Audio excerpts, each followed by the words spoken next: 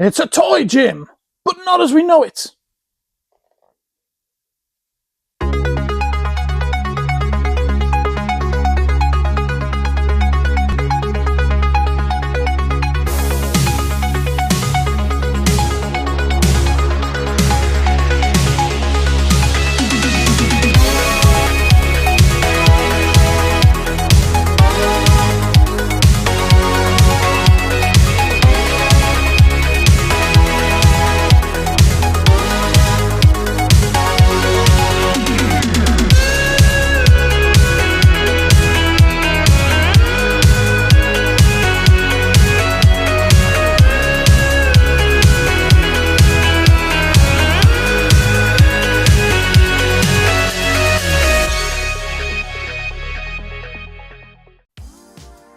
So this has just arrived from Japan. Well, I say just arrived, it's been sat down for a couple of weeks now and I've been meaning to film this. Anyway, it's just arrived from Japan, okay? It's a 1976 vintage Star Trek Super Phaser 2 target game. I'm assuming there was a Super Phaser 1 target game at some point, but I can't seem to find it. Not a Star Trek one anyway.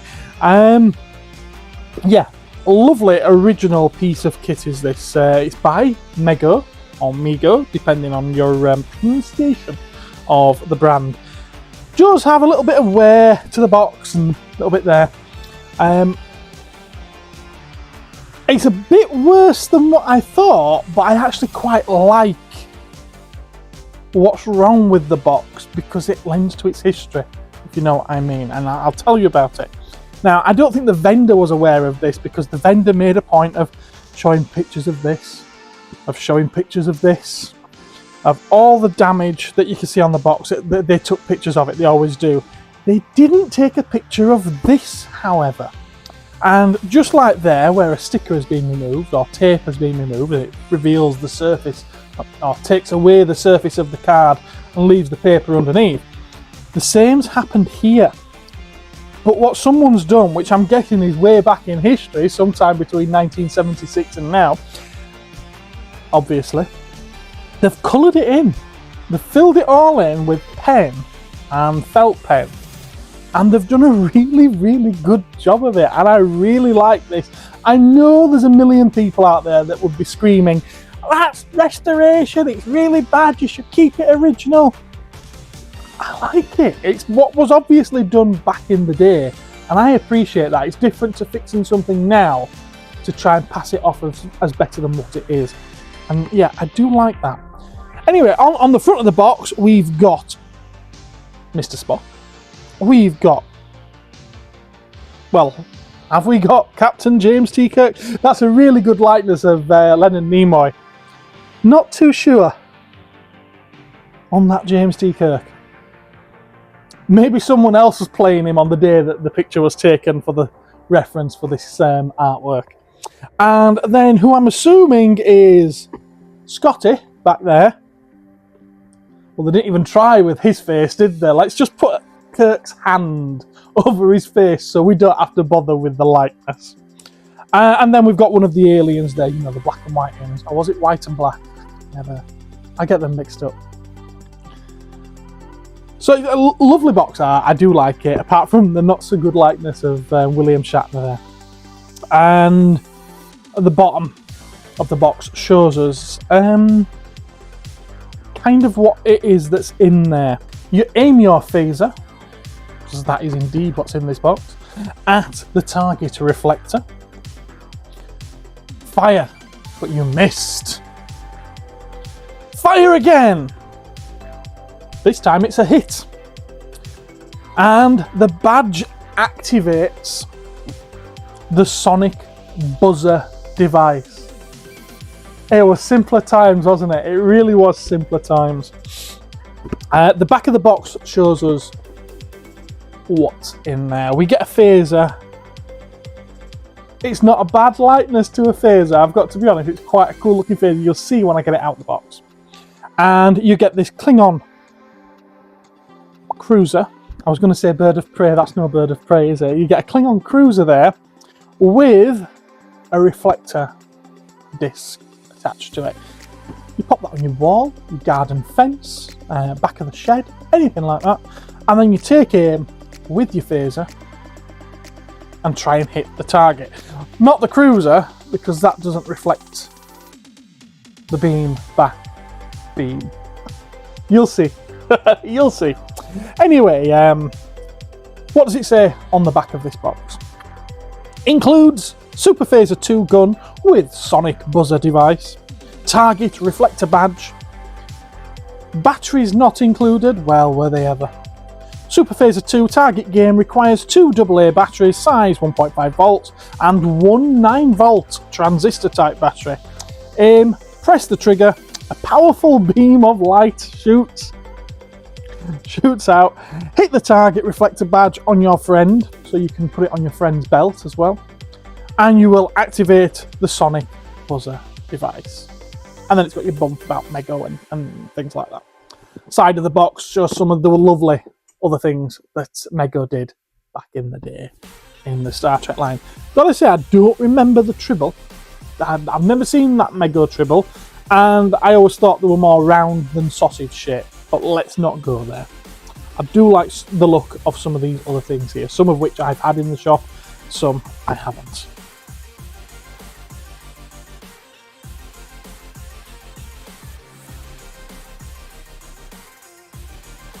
And then on the other side of the box, we've got all the lovely artwork that you see on the carded Mego figures. 8-inch figures? I think they're 8-inch, weren't they? 8 or 9, anyway. Right, let's get this out of the box and stop waffling.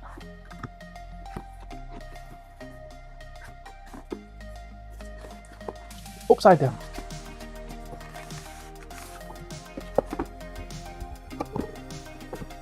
Box is in really nice shape as well. Nice and sturdy. I do like that. So again, we've got the instructions here, and it does say pretty much a lot of what it says on the box there. Star Trek Super Phaser 2 target game. It shows you where the power switch, the lens cover, the lens, the light sensor, the buzzer, and the trigger. You know, just in case you don't know where the trigger is on something like this. Be there, wouldn't it? To operate the Super Phaser 2, game is designed to be played in subdued light. So maybe don't play it outside unless it's a bit later in the evening. Set up the target, maybe fastened to furniture or a shirt. Yeah, I suppose it could be. Turn the power switch to the on position. Always works when you turn it on, doesn't it? Start at a 3-foot distance. You're not likely to miss at 3 foot, are you? Aim your phaser directly at the reflector target so that the beam strikes reflector perpendicular to the centre. As your skill increases, you can then increase the distance between you and the target. If the aim is correct, the Super Phaser 2, Super Phaser is in capitals by the way, buzzer will indicate a hit. Yes, it does have air quotes. Squeeze off your shots and count to 4 between shots. It needs to reset itself. Do not cover the light sensor while shooting. And shows you how to attach, pop the batteries in and whatnot. I've had a look at this. Sadly, I can't show you it working, and we'll get there. It's a really easy fix, but I don't have the means here right now. So that's your target. Reflector badge. Remember when we all had these on our bikes? On our rally choppers or our BMXs? I never had a rally chopper. I had a BMX. And yeah, we had these on the spokes and stuck them everywhere that we could, didn't we? I remember getting them out of the Kellogg's cereal boxes. Loved them. They were a lot smaller than that. They were in the shape of Tony the Tiger or a cockerel or whatever. Oh, loved them. So on the back of there, we do have this. It's really thin. And because of its age, I don't want to pry that open anymore because you know what it's like. I'll pop that back in the box.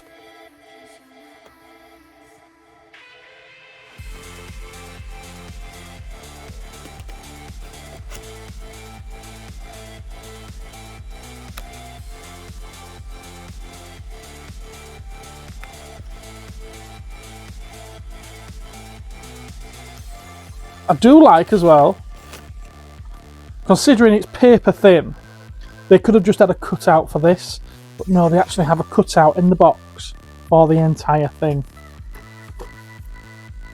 That's brilliant. And then another cutout, which I'm assuming is where the instructions are supposed to go. Brilliant stuff. Right, and this is what we're actually wanting to look at, I'm sure.